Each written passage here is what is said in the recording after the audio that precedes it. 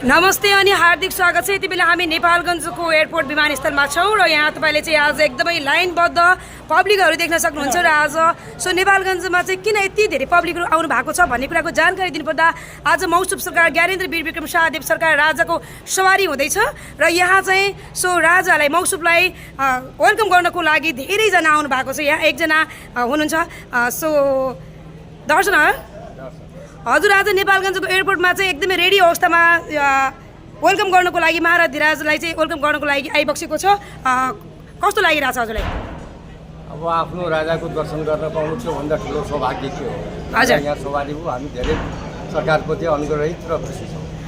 अहिले देश धेरै जस्तो पब्लिकले चाहिँ देशमा राष्ट्रता एकदम अनिवार्य छ, देश चाहिँ एकदमै भ्रष्टाचारमा अगाडि बढिरहेछ भन्ने चाहिँ एउटा भनौँ न पब्लिकहरूको चाहिँ एकदमै आक्रोश छ नि। अहिले देश कस्तो अवस्थामा छ जस्तो लाग्छ?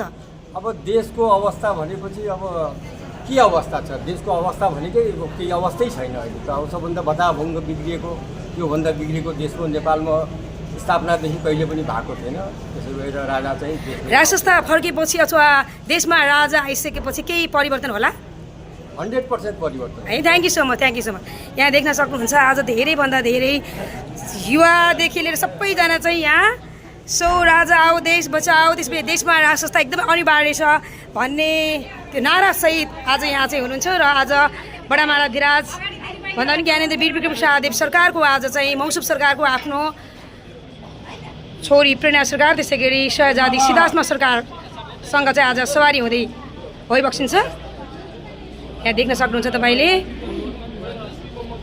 एकदमै रेडी अवस्थामा हुनुहुन्छ यहाँ महिला दिदीबहिनीहरू। आज तपाईँहरू चाहिँ यहाँ नेपालगञ्जको विमानस्थलमा हुनुहुन्छ नि, के को लागि आउनु भएको छ? आज मौसुफ सरकारको सवारी हुँदैछ नि है, कतिको खुसी हुनुहुन्छ है?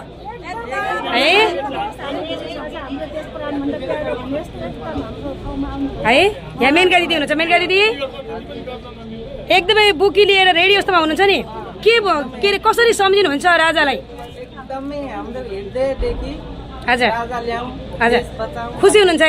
ल थ्याङ्क यू सो मच। यहाँ चाहिँ लुम्बिनी प्रदेशका माननीय मीना श्रेष्ठ हुनुहुन्छ।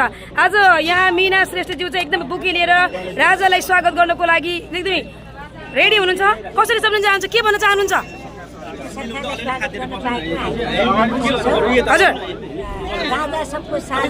हजुर हजुर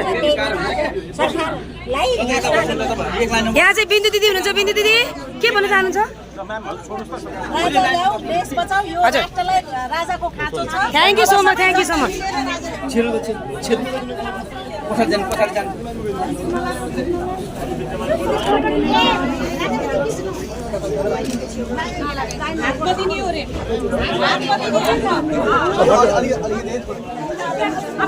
यहाँ चाहिँ नेपालगञ्ज विमानस्थलमा मौसुफ सरकारको सवारी भइसकेको छ। तपाईँले देख्न सक्नुहुन्छ यहाँ एकदम पुष्पगुच्छाले चाहिँ स्वागत गर्दै हुनुहुन्छ पब्लिकहरूले।